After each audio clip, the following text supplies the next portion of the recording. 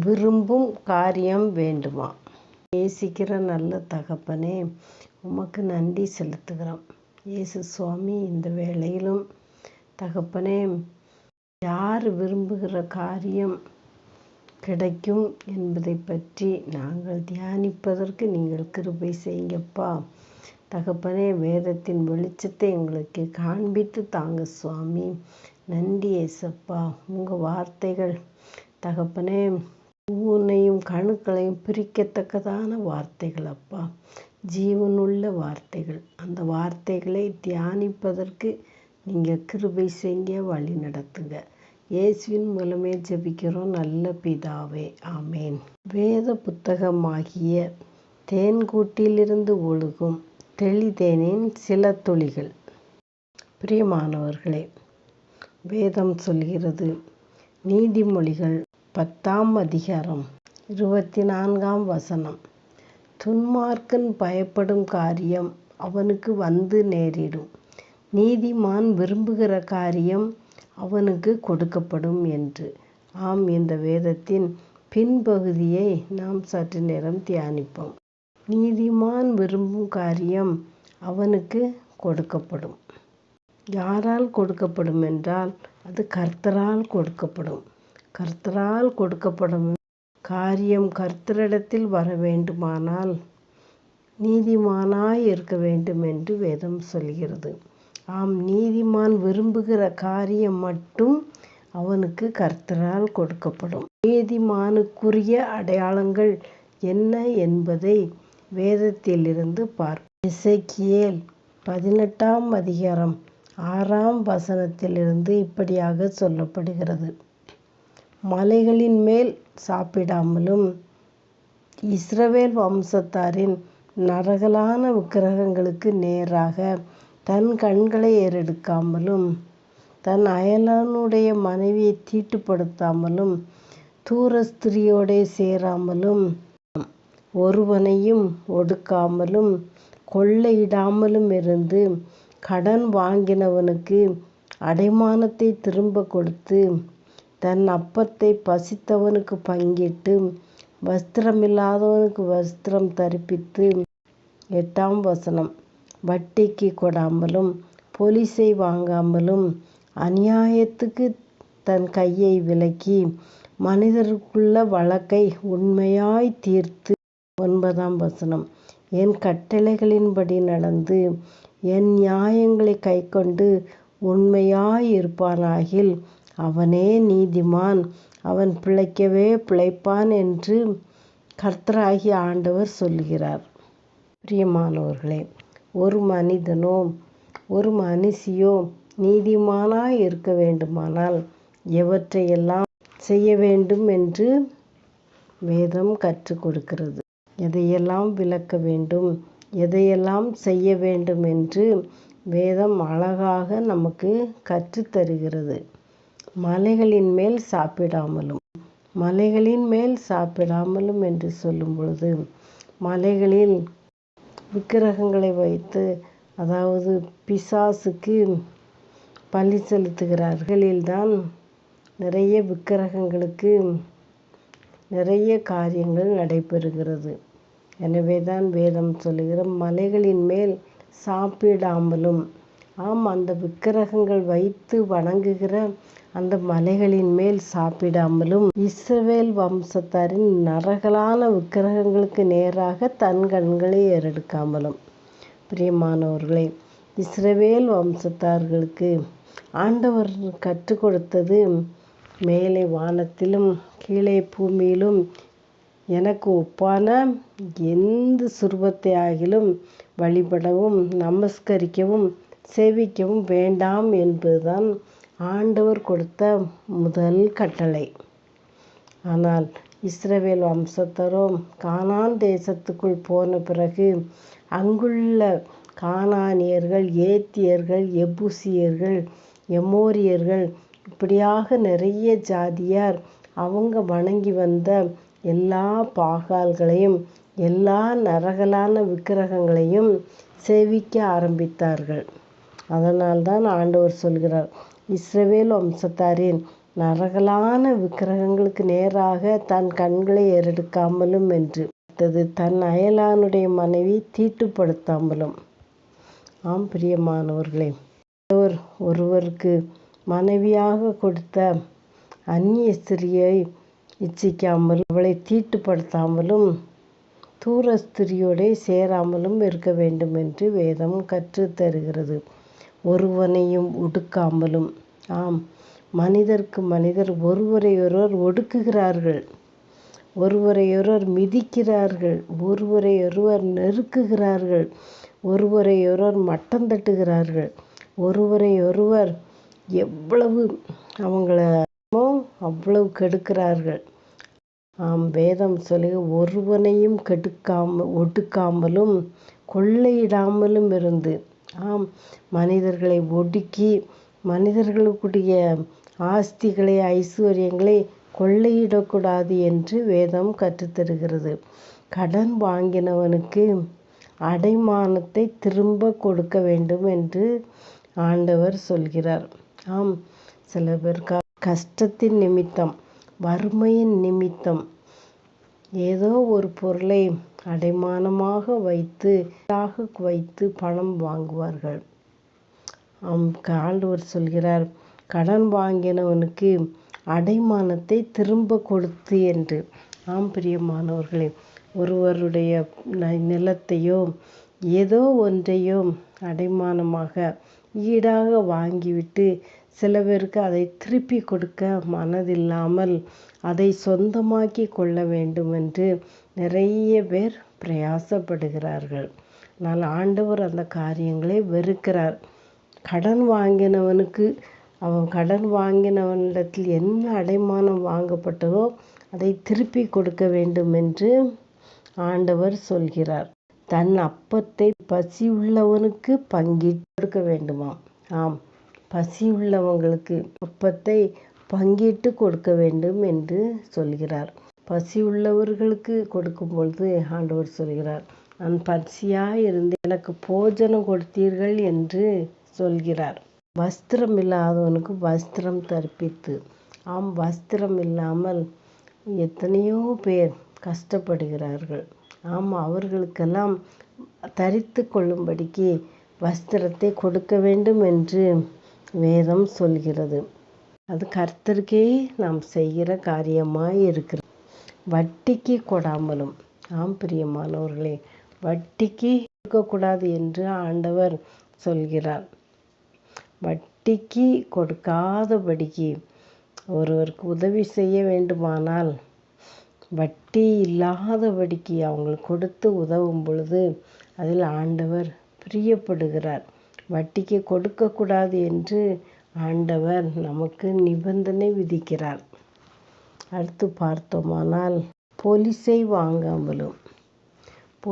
வாங்காமலும் என்று சொல்லும் பொழுது நிறைய பேர் பொய் சாட்சிக்காக, பொய்யானவற்றுக்காக, மாய்மாலத்துக்காக, பொய்யை நிரூபிப்பதற்காக, பொய் சாட்சி சொல்வதற்காக பணத்தை வாங்கி கொண்டோ இல்லை ஏதோ ஒரு காப்பியை குடித்து கொண்டோ ஏதோ ஒன்றை வாங்கி கொண்டு அதற்கு ஏற்றாற்போல் பொய் சாட்சி சொல்கிறார்கள்.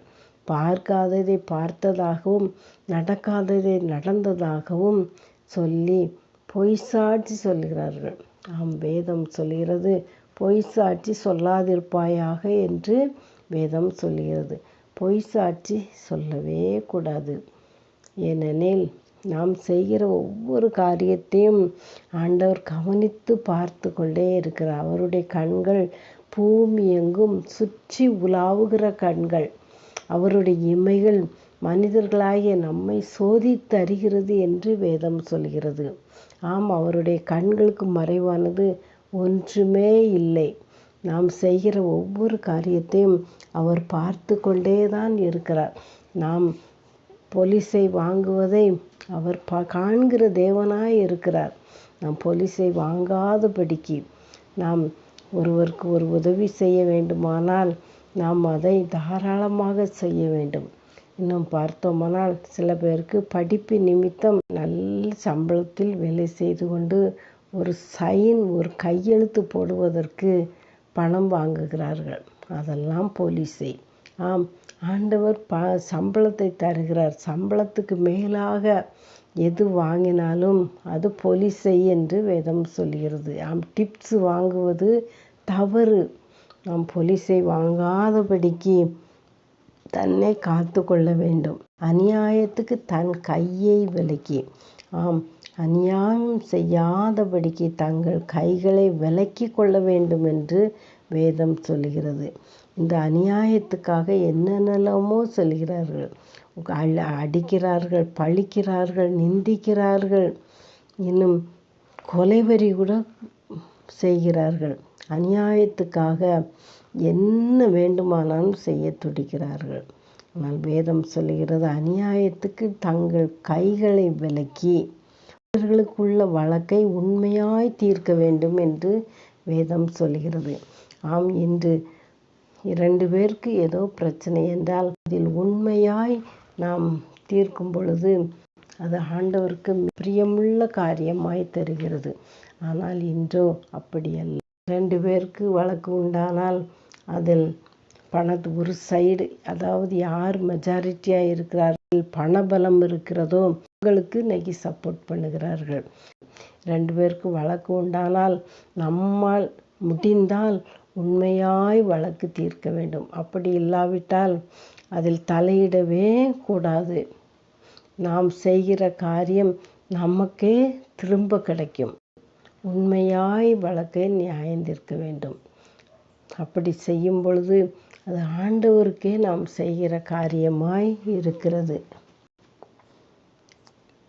அப்படியெல்லாம் நாம் செய்துவிட்டு கட்டளைகளின்படி நடந்து என் நியாயங்களை கைக்கொண்டு உண்மையாய் இருப்பானாகில் அவனே நீதிமான் என்று வேதம் சொல்கிறது.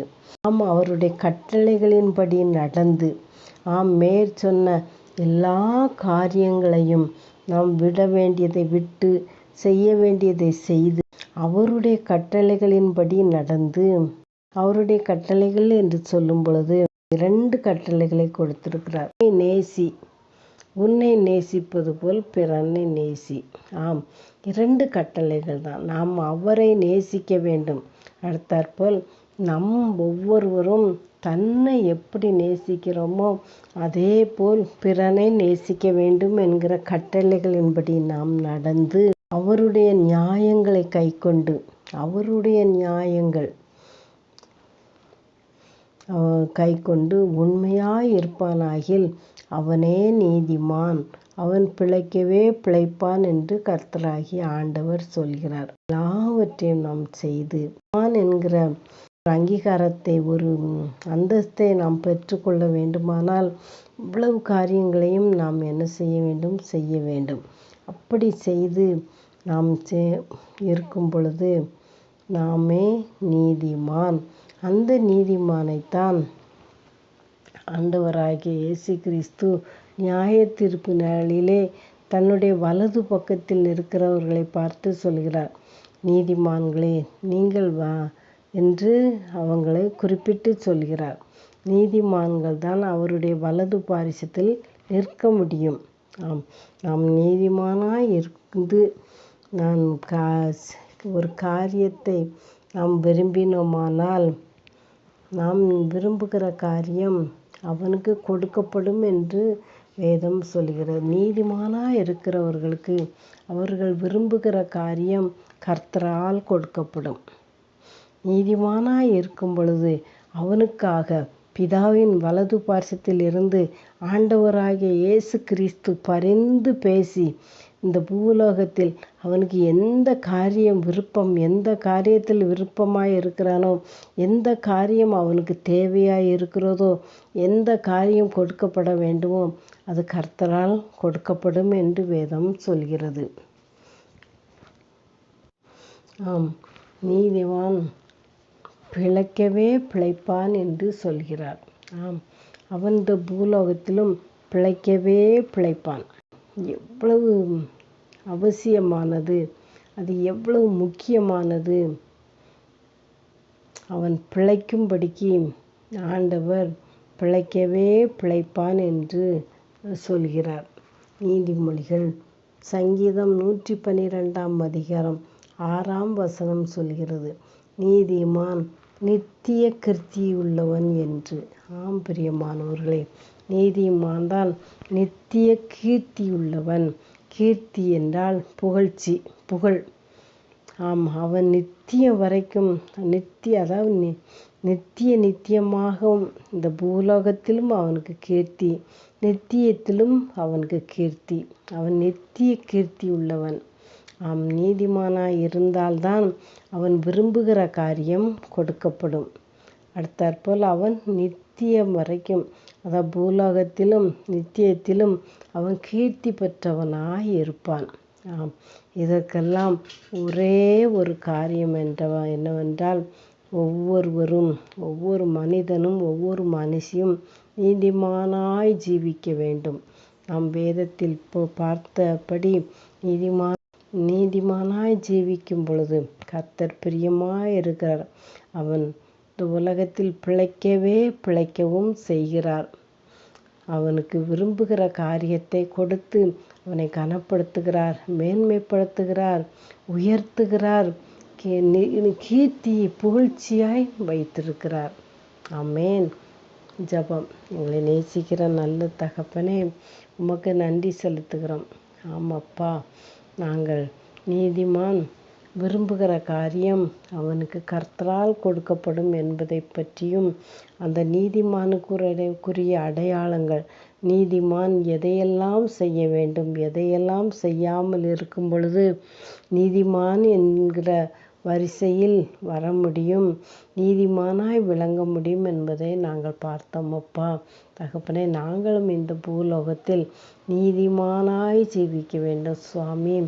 ஆம் ராஜா, நாங்கள் நீதிமானாய் இந்த பூலோகத்தில் நீதிமானாய் ஜீவித்தால்தான் அந்த பரலோகத்திலும் நீதிமான் என்கிற அந்தஸ்தோடு நாங்கள் நிற்க முடியும். அப்பா, உம்முடைய வலது பார்சத்தில் நிற்க முடியும்.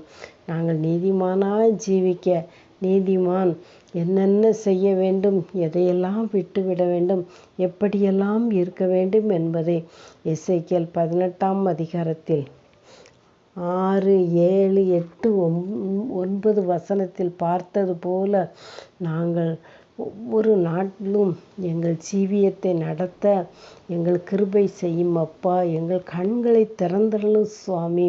நீர் விரும்புகிற காரியத்தை, நாங்கள் விரும்புகிற காரியத்தை நீர் கொடுக்கிறீர் சுவாமி. நீர் விரும்புகிற காரியத்தை நாங்கள் செய்வதற்கு எங்கள் ஒவ்வொருவருக்கும் கிருபை செய்யும், பலன் தாரும், வழி நடத்தும், ஆசீர்வதியும். இயேசுவின் மூலமே ஜெபிக்கிறோம் நல்ல பிதாவே. ஆமென். அல்லேலூயா.